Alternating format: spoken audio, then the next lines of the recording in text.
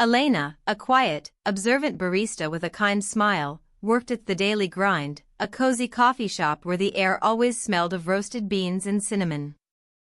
Late autumn afternoons often brought a gentle rain that streaked the large front window, creating a warm, inviting glow inside. She noticed Mr. Harrison, a regular customer, had changed. His usual cheerful greeting had been replaced by a silent nod, his eyes often fixed on some distant, unseen point beyond the window. Elena tried making small talk, asking about the weather or his usual Earl Grey tea, hoping to spark a conversation. However, he offered only brief, polite answers, clearly not wanting to engage beyond what was necessary. A growing concern settled in Elena's heart as she observed his slumped shoulders and the unread newspaper always folded beside his untouched cup of tea. He seemed to carry a heavy burden. One particularly rainy afternoon, Mr. Harrison accidentally knocked over his teacup, spilling hot liquid across the small wooden table. He flinched, appearing more upset by the small accident than seemed normal, a tremor in his hand noticeable even from across the room.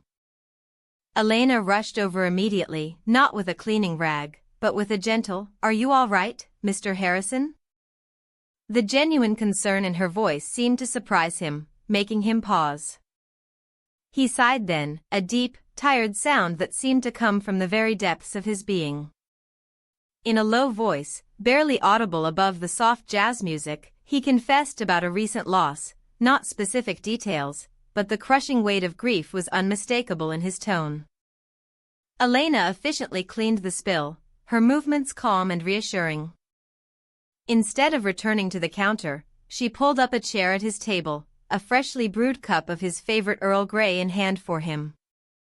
She didn't offer empty solutions or tell him it will get better like so many others might. She simply sat there, looking at him with steady, empathetic eyes, occasionally offering a soft nod that encouraged him to continue, if he wished. Mr. Harrison started talking then, slowly at first, his voice raspy and unsure, then more freely. He shared fragmented memories and feelings of loneliness and helplessness, the words pouring out like a dam breaking after long containment. Elena listened intently, her presence a quiet, unwavering anchor in his storm. She didn't interrupt, didn't try to fix anything, but just held the space for his pain, allowing it to be heard without judgment. After a long while, he fell silent, his face still streaked with tears, but a visible tension had eased from his slumped shoulders. He looked at Elena, a flicker of profound gratitude in his eyes, a silent acknowledgement of her kindness. "Thank you," he whispered, his voice still thick with emotion, "for just listening."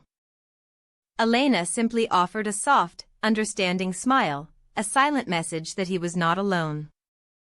The next day, Mr. Harrison entered the cafe, still subdued, but offered Elena a slightly less distant nod than before.